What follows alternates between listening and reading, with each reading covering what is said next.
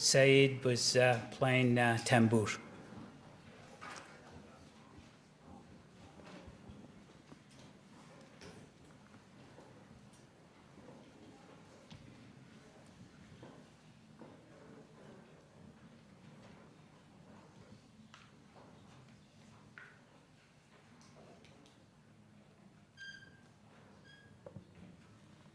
Now, before we talk about Rumi's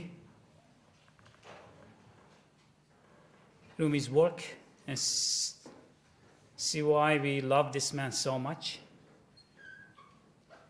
how enlightening his writings are, let me give you a short biography of Rumi. Rumi was born in city of Balkh, as I said before, in the province of Greater Khorasan, northeastern Iran and present-day Afghanistan. His father was a very prominent Islamic teacher and preacher with some mystic tendencies. He's written 2 books, pretty big books, which I may have a copy of him here if you wanted to take a look at it later. As the army of Genghis Khan, Mongols, were approaching Iran, like many other families, Rumi's family decided to leave Balkh, and like most families who were moving to the south and west, they moved first down to Neyshabur area in the south, and eventually ended up in present-day Turkey, in the city of Konya. On the way, the family, which was also accompanied by a large number of Rumi's father's followers, stopped in Neyshabur, and this is where Rumi, which was at the time in his early teens, probably 12 or 13, through his father got a chance to meet the great Persian mystic Attar. Attar was quite old at the time, and was killed not too long after by Mongol soldiers. As the family, eventually Rumi's family moved from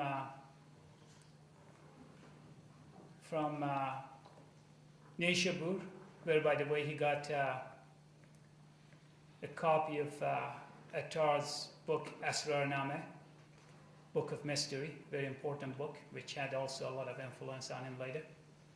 And he was quite encouraged by old Attar, saying to Rumi's father that he could see a great future for him. Anyway, they moved to Baghdad, they went to Mecca, and eventually they ended up in a city in eastern Turkey called Larende.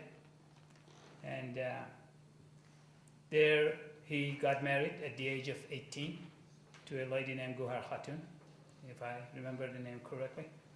And then they moved permanently to Konya. Konya is a city, I would think about 6-7 hours from Istanbul. I took a bus ride from there, from Istanbul to there, and that's my best recollection, somewhere around that. And they were quite warmly received by not just the king and the court and other Sufis, but also by the general public. A madrasa was provided to for Rumi's father, so he could continue with his teaching and preaching. But just a year after he died, and we're not sure, it's not clear, but whether it was by Rumi's father's will, or whether by the king's order, or the followers' general consensus, Rumi, at the age of 24, was given the high chair of his father. So he basically continued with what his father was doing, teaching hadith, interpreting Quran, and doing basically teaching Islamic studies. A year after, a fellow who had been Rumi's childhood teacher, named Tirmidhi, he also came to Konya from Balkh, and he was quite saddened that his friend, Rumi's father, had died, but quite happy to see the son has taken over. And he was actually quite impressed by how Rumi had become so proficient in what he was teaching, what Sufis call ilm al-qal. That means the knowledge of discourse. But he was also quite disappointed that Rumi was quite deficient in what they call ilm al-hal, knowledge of ecstasy, spiritual things. So he recommended to Rumi to go and get some spiritual experience. So Rumi accepted, gave up teaching, went to Damascus and Aleppo, had some teachers there, stayed there for a number of years. He came back to Konya after a few years, much more illuminated than he was before, much more enlightened than he was before. But he basically went on doing what he had been doing all that time anyway, teaching again, till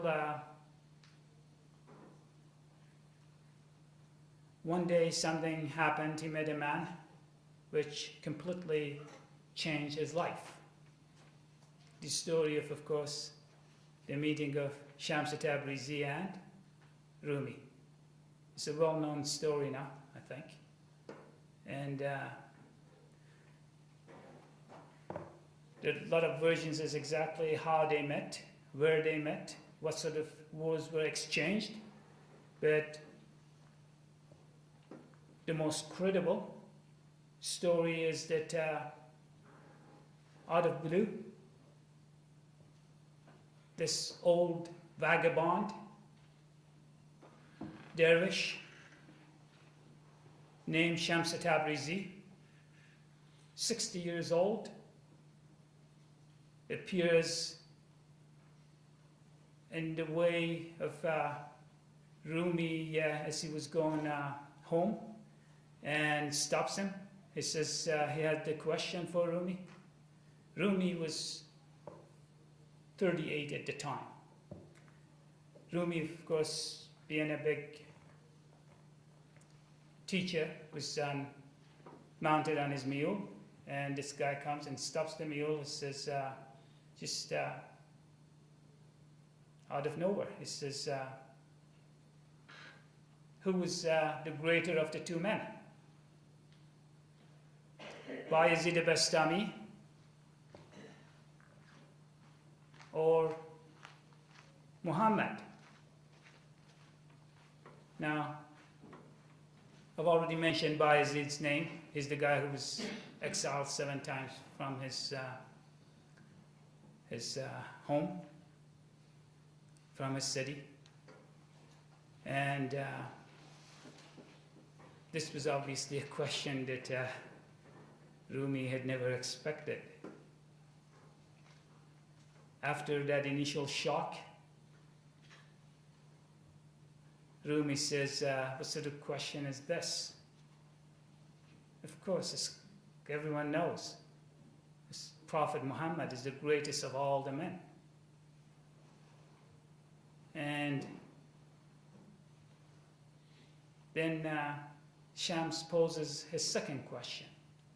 He says, if that is so, why is it that Muhammad said, Ma arafnaka haqqa ma'rifatik, an Arabic phrase, basically meaning that God, we did not reach the total truth about you. We did not get to know you completely. But Bayezid says, Subhani ma'azam shani, praise me.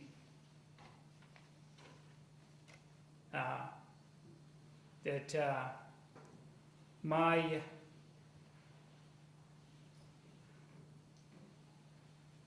humanity, my self, my character is so high. Basically, this is the word subhani is only used for God. But basically what he was saying, Bayezid was saying, is that the same thing which had actually got Hallaj into trouble and got him killed. Hallaj used to go around saying, Ana al-Haq, I am the truth. And that meant I'm God, because God is the truth. So Bayezid been saying the very same thing. Subhane ma'azam ashani means precisely the same thing. Praise me because my character is so high. I'm at the same level as God. He had reached a point where he had totally united with his deity. He was part of that God or deity. So Rumi had no answer to this question. He immediately dismounts his mule. He takes Shams's, he knew he was in trouble. He takes Shams's hand and he takes him to his place. And from then on, Rumi's life is completely changed.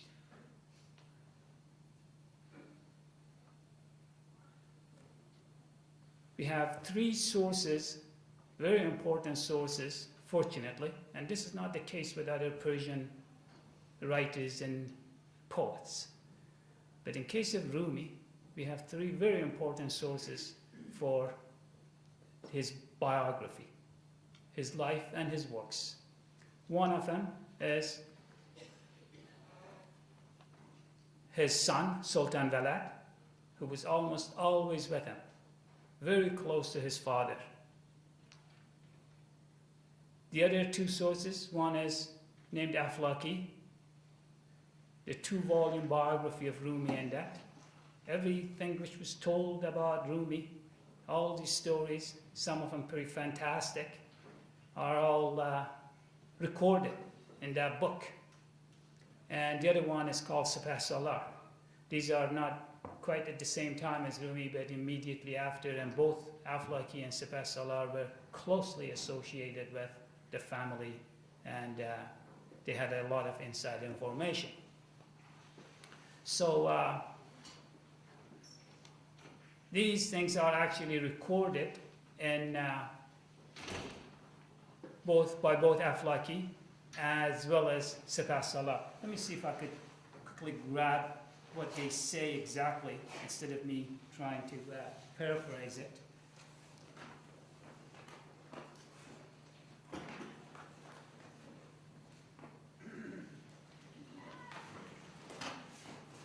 This is about that meeting, that initial meeting between the two.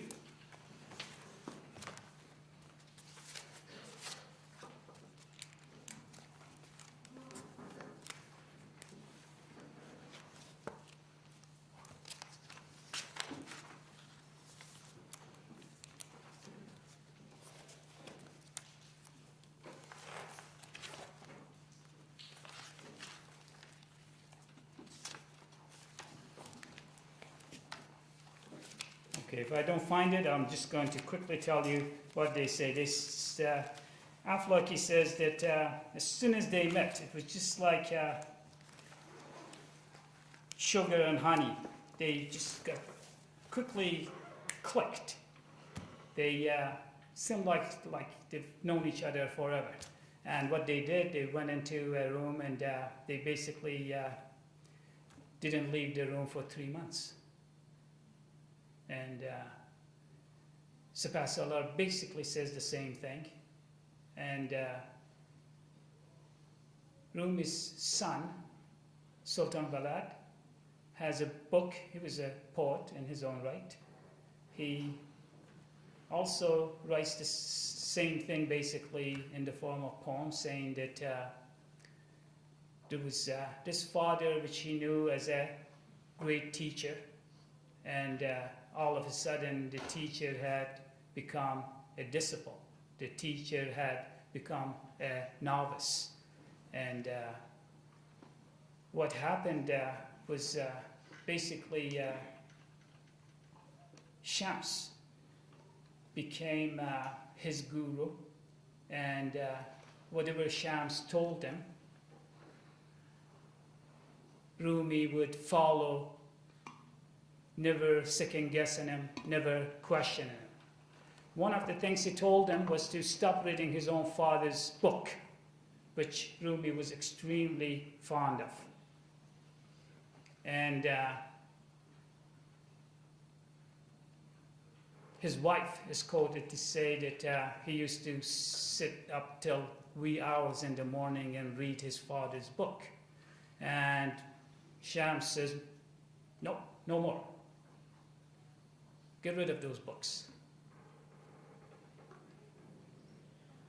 The other thing Shams told him was to stop teaching. What is this thing you're teaching, you know? And he'd been teaching for a good, 15 years by then. Stop teaching. So Rumi stops teaching, doesn't go to school anymore. He tells them to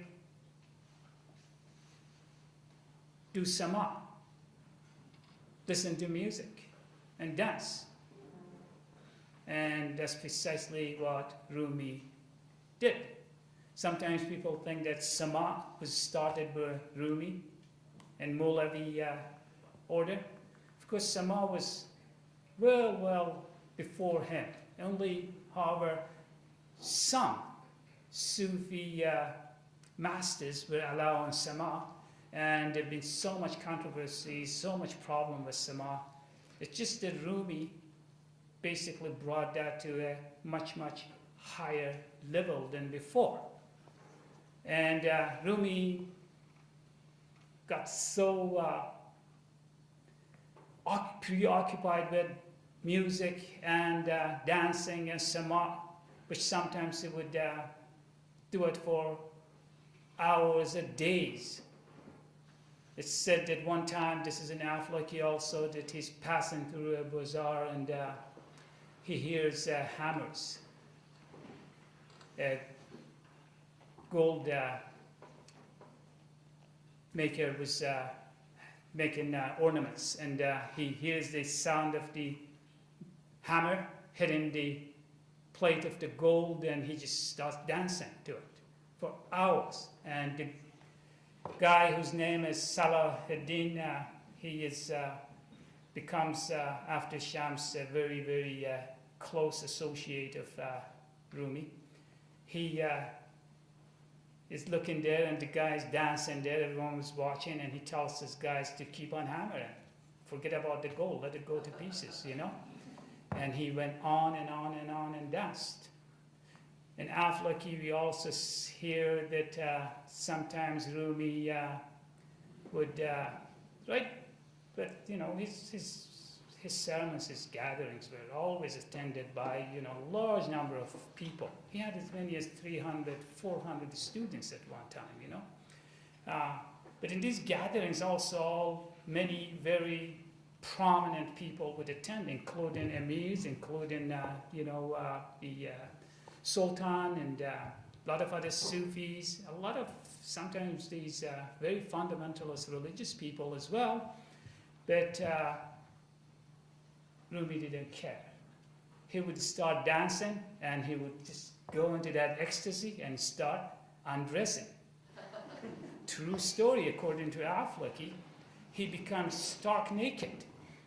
And he will dance and dance. And of course, all these emirs, they're looking in there. In one of the instances, apparently, I guess one of the Sultan got, or one of those people, rich people who was there, got so actually embarrassed that he takes his very expensive overcoat and puts it on Rumi. And Rumi, keeps dancing and the coat in there. He doesn't know whether he got it, someone put something. He's just in his own world at that time, right? And then after that, they're going through, he's going home, and of course, he's wearing the jacket. He had to, I guess. He couldn't go outside like that, maybe. And then as they're passing by this pub, he hears music.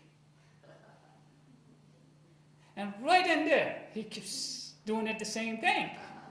And it's all in Aflaki. And I got the books in here. If someone wants a reference or page numbers, I could give you. And what happens is that finally, he looks at it as just this expensive thing, and then at the end, he just gives that to one of the musicians. Anyway, this Rumi becomes a completely different person. He actually is known to have made musical instrument himself and actually make some changes, very original changes in one of the instruments, rebek. And of course, again, the religious establishment doesn't like this. This was their star, and he's doing very crazy things. He's had become a madman, they felt. And so the problem begins. And everyone is blaming Shams Tabrizi for what had happened to this, their star scholar. It's almost like finding one of these televangelists like Billy Graham, for example. You know the fellow? It's just all of a sudden he starts becoming a Bono, U2. And on top of it, not only becoming a Bono, but also, start doing crazy things like playing his guitar stark naked. So this religious establishment is in a torment, very excited, very upset. And not only the religious establishment, you have to also realize that here is, he's got all these disciples who were depending on Rumi for his teachings, and he's not going to school anymore. And his wife was pretty upset, you can imagine, because he was spending less, and the children, less time at home. So everyone is blaming Shams Tabrizi for all this. So finally, Shams couldn't take it anymore. And one night, without any notice, unceremoniously, he leaves the city. Doesn't tell anyone. And you can only imagine how Rumi is going to feel. He was, for a whole year they were together. Those were the best years of the year of his life, he felt. And his lifeline was cut off. So Rumi is extremely upset. He sends messengers, envoys everywhere trying to locate Shams Tabrizi. He had to have him back. And finally, after a year, he finds out that Shams is living in Damascus. So immediately he dispatches his favorite son, oldest son. I keep saying favorite son because the other son, the second son, was never liked Shams Tabrizi, and there have been a lot of problems between the two. And later he's said to be involved in the murder of Shams Tabrizi. So it's that oldest son, Sultan Valad, who goes with 20 of the most loyal of Rumi to fetch him up, bring him back. And Rumi has a number of poems which is written especially for that occasion, and he gives that to him, to just give those poems to him, and he says, whatever he does, make sure that he does not trick you, because he's not going to come back. He just couldn't believe that he will come back. He says to his son, whatever you can do, please, make sure you bring him back. So they go there, they talk to him.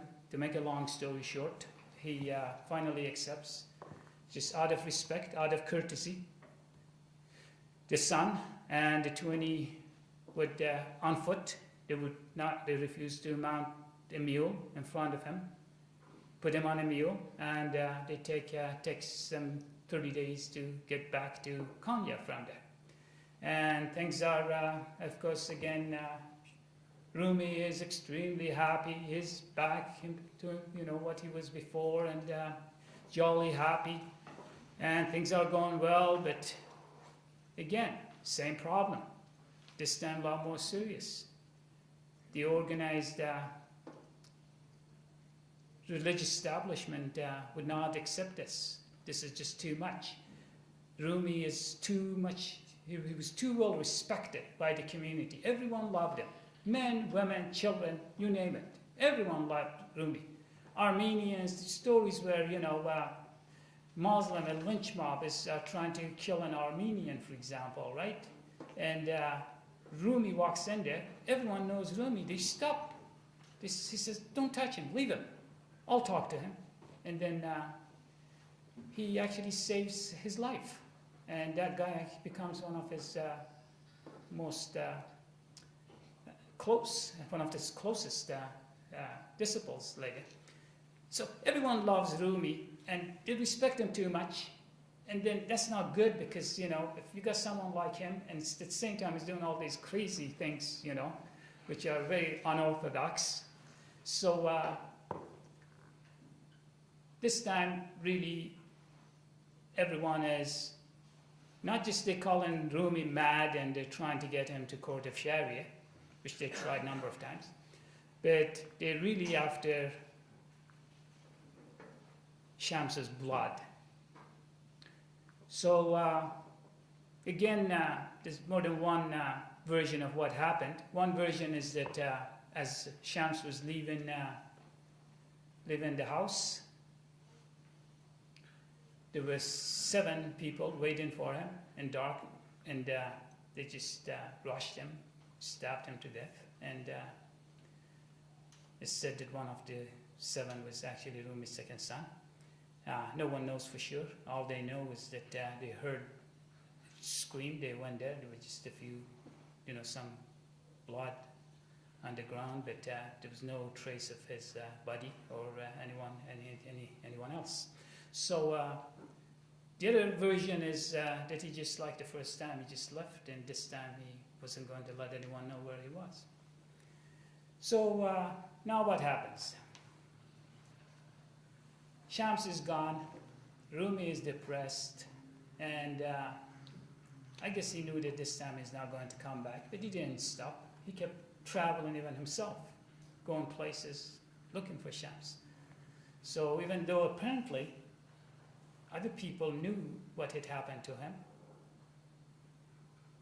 Rumi was never told. So he just kept hoping that someday, somewhere, he's going to find him. That didn't happen, of course. And now, what happened to Rumi after? Rumi turned all that loss into a positive gain. What he did was turn to poetry. Rumi did not write poetry before. Rumi didn't like poetry.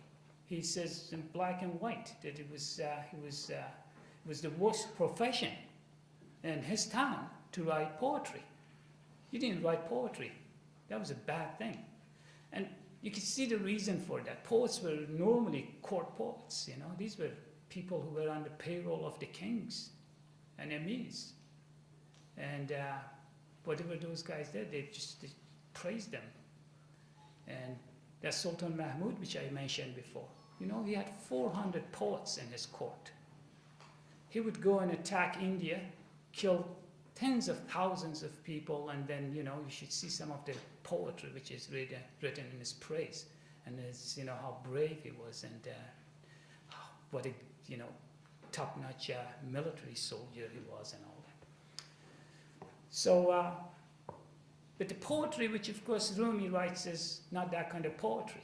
The poetry he writes is very sublime.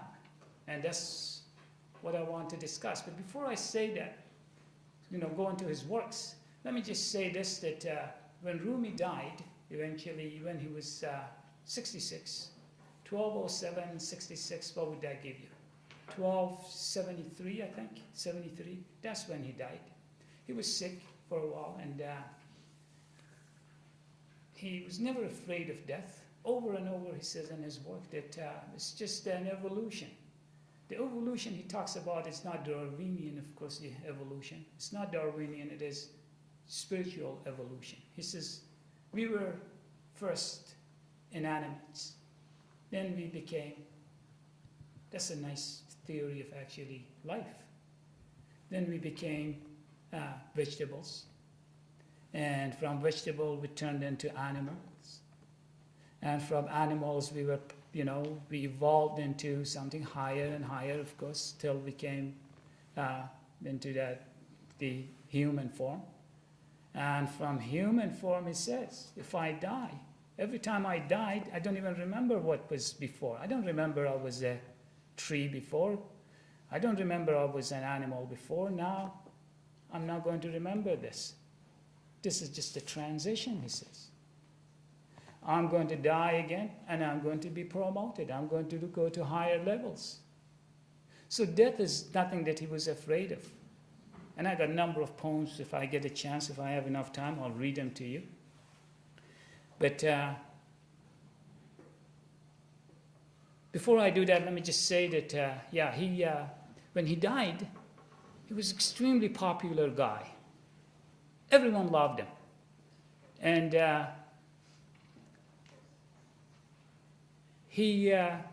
when he died, the whole city of Konya was in mourning.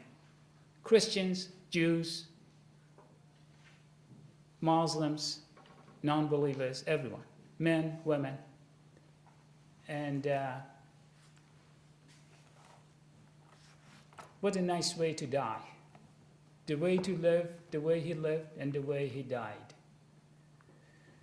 Now, let me before we take a lunch break, let me just go quickly over his work, Rumi's work. His works should be, I think, divided into two parts, prose and poetry. He's got 3 books of prose which are not very well known. Maybe one of them. Fihe Mafia is quite well known for those who read Rumi. The other 2, actually I've had a very tough time to get one of them. One of them is called Majalis Sab'ah. That means 7 sermons or 7 sittings. It was, it's just basically talks about ethics and morality, and nothing too exciting. The other book he has, which I think is very important for anyone who is interested in Rumi, he should read is his maktubats, or letters.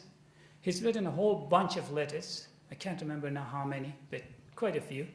And fortunately, they're preserved and they're printed, and they're very revealing letters. It tells so much about his character. Mostly these letters are about talking to some of the wealthy people, trying to get a scholarship for students, or someone in trouble with law or whatever, he's trying to mediate. I'll read a couple of his letters for you later in the afternoon. There are two letters in there which are really, really important, and I think they should be read. They're written, one to his daughter-in-law and the other one to his son. When I discuss Rumi and the question of woman, I want to spend a bit more time with that because as I was getting the emails, there were so many, at least in the beginning, there were a lot more females applying for, wanting to come than male. I don't know if that means anything. But I thought, so I'll be doing a bit of that later. These, the third one, the Fihe Mafia, is a book which is on, his sermons, basically, and I don't think he ever meant to publish those.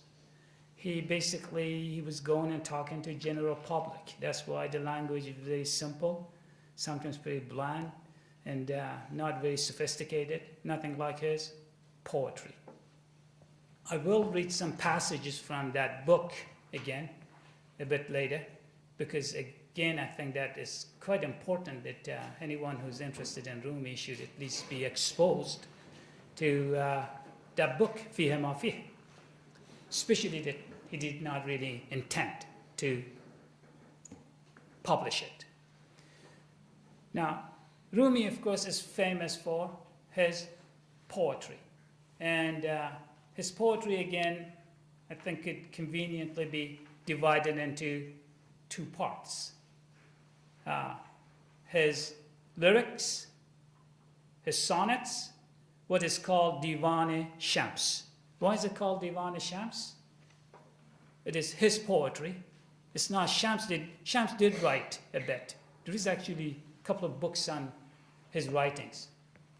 Nothing really too exciting. It's good. It's good to read, but nothing like Rumi's writings. But Divan-e-Shams was certainly not written by Shams. He was not a poet. But out of respect for Shams, he calls it Divan-e-Shams. And a lot of those poems are really for Shams. Remember, Shams became a sort of a godhead for Rumi. He's got a poem where he says that whether it is Islam or blasphemy, I have to translate it in my head. Agar kufr ast, agar Islam beshno, to ya nur Khuda ya. Whether it's, listen, he says, whether it's Islam or blasphemy, Shams, you are either God's emanation or God himself. Now, most of those poems are written actually for Shams, and that's why it's called Divan-e-Shams Tabrizi.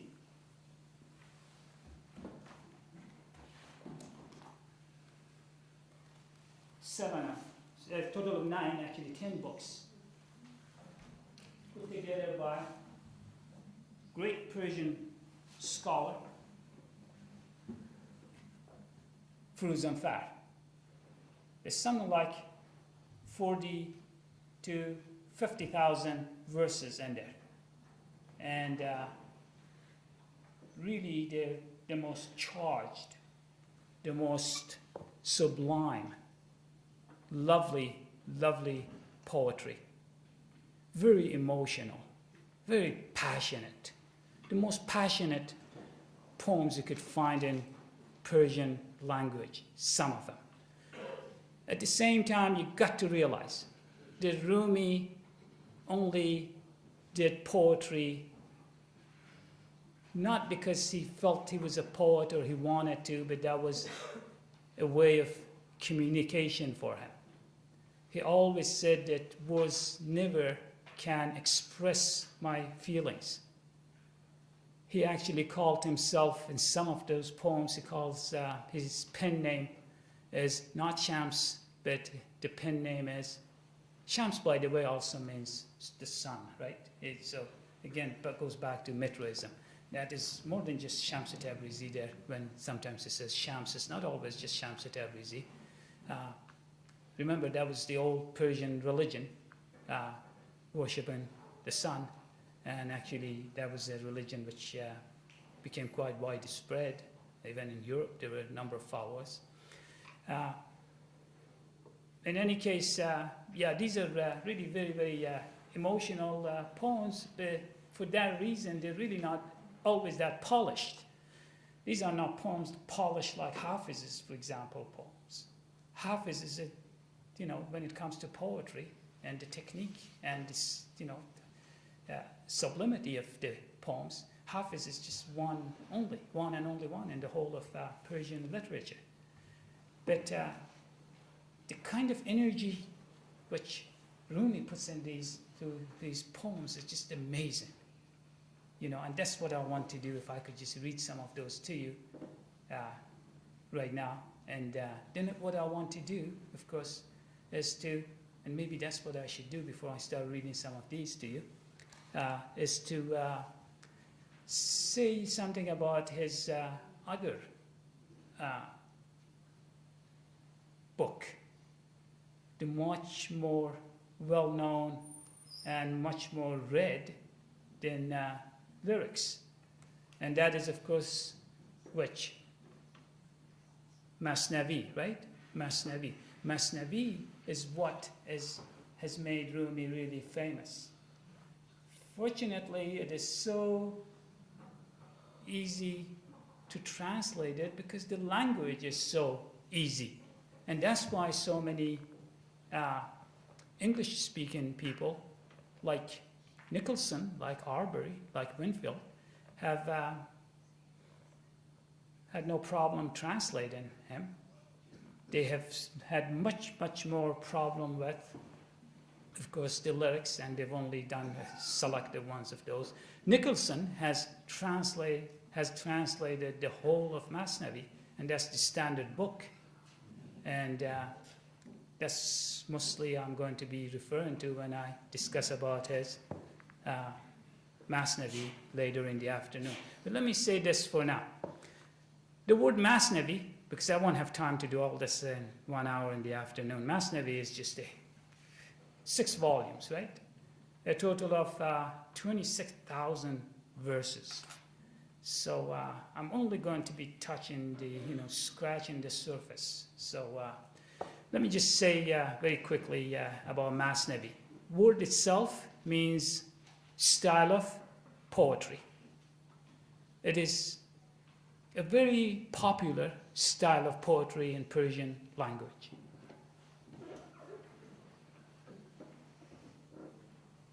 What you do, you take the whole verse, you divide it into 2 equal parts. They scan the same rhyme, same rhythm, everything the same. And especially for storytelling, it's a wonderful style of poetry because you don't have to find, many different rhymes. Only, the 2 sides have to rhyme with each other. Now, a lot of other Persian poets, including Attar, including Nizami, very, huge name in Persian literature, Nizami, of Khosrow Shirin fame, and Layli Majnun, as well as the most respected Persian poet. Who's that? Ferdowsi.